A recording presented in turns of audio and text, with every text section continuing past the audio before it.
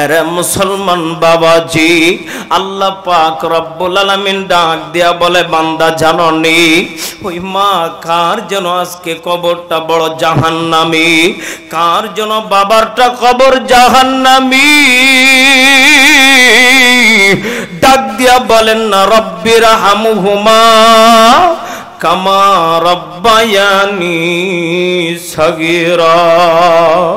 বলেন না, রব্বির হামহুমা কামা রব্বায়ানি সগীরা। আল্লাহ আমাদের যাদের মা নাই, যাদের বাবা নাই, যাদের আদরের সন্তান নাই, আল্লাহ একটু মাঠের দিকে তাকায় দেখো, কত বান্দার চোখে যেন পানি টালুমালো করে। আল্লাহ ওই মা বাবার কবরটাকে জান্নাতিওয়ালা বানা দাও, আমিন বলেন না।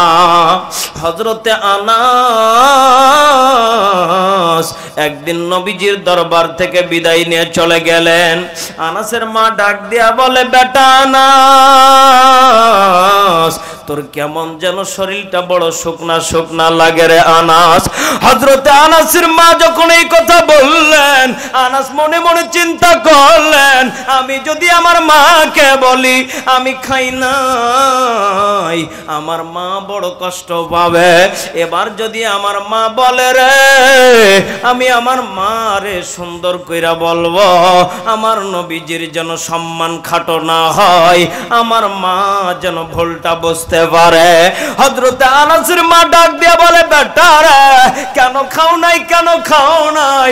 আনাসের মা যখন এই কথা বললেন, হযরতে আনাস চোখের পানিগুলি ছেড়ে দিয়ে বললেন, মাগো মা, নবী না খাইলে আমি আনাস খাই না, নবী খাইলে আমি আনাস খাই। চিৎকার মেরে বলেন না আল্লাহু আকবার। হযরতে আনাসের মা বুঝতে পারলেন, আমার নবীজিও খাই নাই, আমার আনাসও খাই নাই। আরে মুসলমান বাবাজি, যাদের দিলের ভিতরে নবীর প্রেম আছে, সাতক্ষীরার মুসলমান একটু চিৎকার মেরে বলেন তো আল্লাহ। আর একটা ডাক দিয়া বলেন না আল্লাহ। চোখের পানিগুলি ফালাইবেন, এই ওসিলাই হয়তো আপনার মার কবরটা জান্নাতি হতে পারে। হযরতে আনাসের মা ডাক দিয়া বলে, বেটারে যা যা নবীজিকে দাওয়াত দিয়াই। নবীজিকে দাওয়াত দিলেন, নবীজি আসলেন হযরতে আনাসের বাড়িতে। আসার পরে নবীজিকে খাবার সামনে দিলেন, হযরতে আনাস পাশে বসা। হযরতে আনাসের মা কিন্তু পর্দার আড়ালে বসা। হযরতে আনাসের মা ডাক দিয়া বলে, ওগো নবীজি, আমি একটা কথা বলতে চাই। কি বলবেন বলেন? নবীজিকে ডাক দিয়া বলেন, বলেন।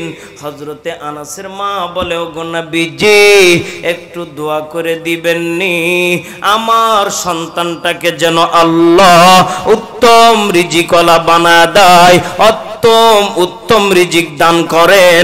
চিৎকার মেরে বলেন না আল্লাহু আকবার। মাগো আমি পড়ব না আর হাট্টি মাটিম টিম, মাদ্রাসাতে শিখব আমি আলিফ লাম মিম, ঠিক কি না? মাগো আমি পড়ব না আর হাট্টি মাটিম টিম, মাদ্রাসাতে শিখব আমি আলিফ লাম মিম। একটি হরফ পড়লে মাগো, একটি হরফ পড়লে মাগো 10টি নেকি হয়, ঘোড়ার ডিম পড়লে মাগো নেকি নাহি হয়। কথা বলেন ঠিক কি না? মুসলমান বাবাজি, মুসলমান মা বোনেরা, এ মুসলমান ভাইয়া, কার যেন আদরের সন্তান হয় না? কত ডাক্তার, কত কবিরাজ দেখাইছ, এ মুসলমান বাবাজি, গত কয়েকদিন আগের ঘটনা, গত কয়েক মাস আগের ঘটনা। কুড়িগ্রাম জেলাতে মাহফিল করতে গেলাম। একজন ব্যক্তি তার নিজের পকেটের টাকা দিয়া মাদ্রাসার সমস্ত খরচ বহন করলো, মাহফিলের সমস্ত খরচ বহন করলো। ওনার একটাই চিন্তা, হুজুর আমার দুইটা মেয়ে, আমি কোটি কোটি টাকার মালিক, আমার একটা মাত্র ছেলের প্রয়োজন। কিসের প্রয়োজন আরো জোরে বলেন? আরে মুসলমান ভাইয়া, ওই মাহফিলের সমস্ত খরচ দিল, হঠাৎ করে কয়েক মাস পরে শুনি ওই ব্যক্তিকে আল্লাহ পাক রব্বুল আলামিন নেককার একটা সুস্থ সন্তান দান করছে। চিৎকার মেরে বলেন না আল্লাহু আকবার। আমার কোনো বানানো কথা না রে বাবাজি, মোবাইলে ছবি পাঠায় দিছে, হুজুর একটু দোয়া করবেন। আল্লাহু আকবার করেন না কেন? এরে বাবাজি, আপনি আমি আজকে কোথায় দান করা লাগে এটাও কিন্তু জানি না, কোথায় দিলে কোথায় উন্নতি হবে এটা কিন্তু জানি না। অনেক মার বড় সন্তান বড় হয় না, অনেক মা বাবার বড় স্বপ্ন আমার সন্তান হইলে বড় আলেম বানাবো, বড় হাফেজ বানাবো।